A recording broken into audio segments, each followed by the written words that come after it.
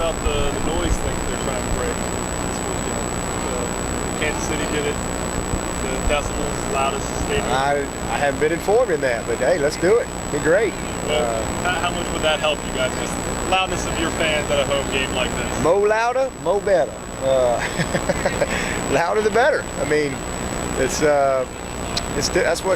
part of your home field advantage when you have big time crowd noise and creating great energy for your team and energy against the other team. That's always part of the game, and every team has to manage those type things when you go on the road. So it's good to be home. Good that they'll be yelling for the Tigers. Hopefully what is the record? Hopefully we can do it. What is it? 137.5 decibels.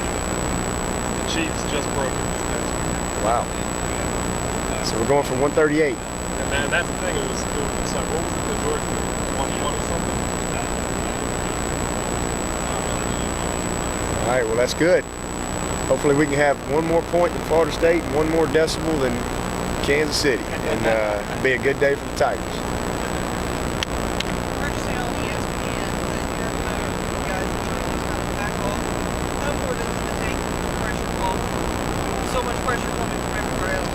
Well, I mean, this type of game, literally, you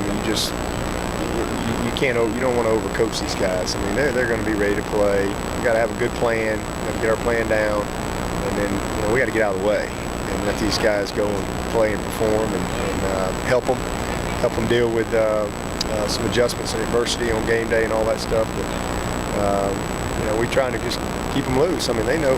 Listen, these guys are used to playing in games like this. Doesn't mean you're going to win.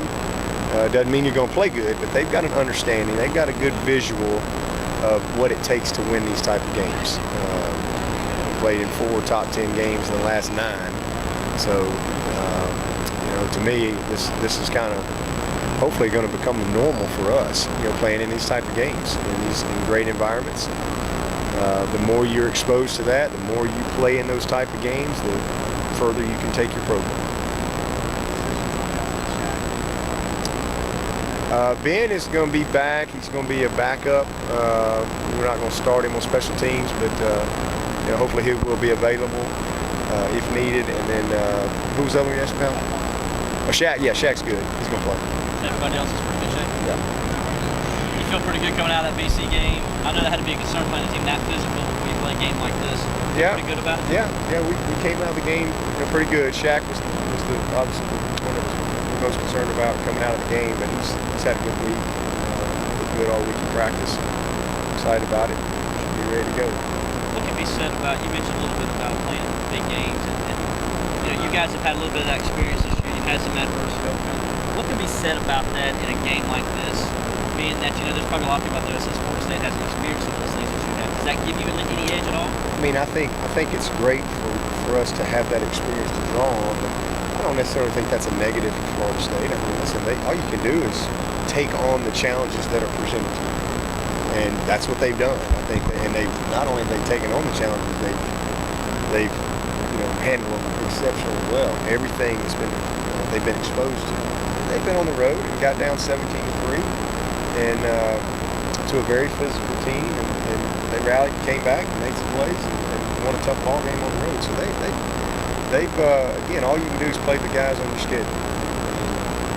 It really, I don't think, has much to do with this game. It's about these 4 quarters.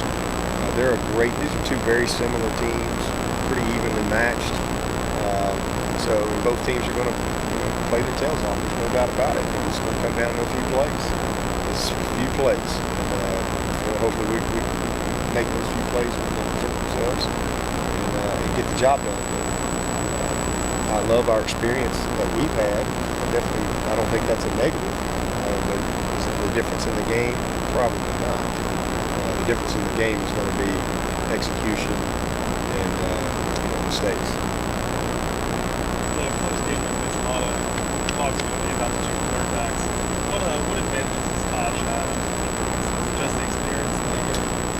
Yeah, that's it. If you're going to just write it down on paper, Jameis is a great player. He's shown he can make all the throws. He's making good decisions with the ball. He's got great poise and has responded to all the things. But because if there's one advantage, it's you got a 3-year starter on the other side that just has more experience. But again, it really hasn't been a factor when you watch this guy play. He doesn't look like a freshman. He hasn't played like a freshman. To be honest with you, he's not a freshman. He's been there for a year. He's played varsity sports, played baseball, been on the road, been in tough environments. He's not your typical redshirt freshman. And he's already played several games this year. So he's got enough experience to not call him a freshman. It seems like the students are getting out of Florida State games instead of scheduled release. How does it feel? How does it make you feel when you have all the same students out there? Oh, it's great. It's great. Our student body has been tremendous. Our fan base has been tremendous all year, and it's just part of the passion of this program. When you see people that are, you'd think there'd be a better way. I mean, in 2013, there might be a little better way, but what do I know? All I know is they want tickets, and they're making a big sacrifice, and people are around the clock sitting in those tents. I appreciate them, and hopefully we can do our part in rewarding them and playing well. What's that? Adds to the aura of the game. That's right. I guess it's the rite of passage in college. You gotta rough it a little bit. You're big enough. Aura? Yeah. I don't know if I can spell aura. A-U-R-A. Is that right?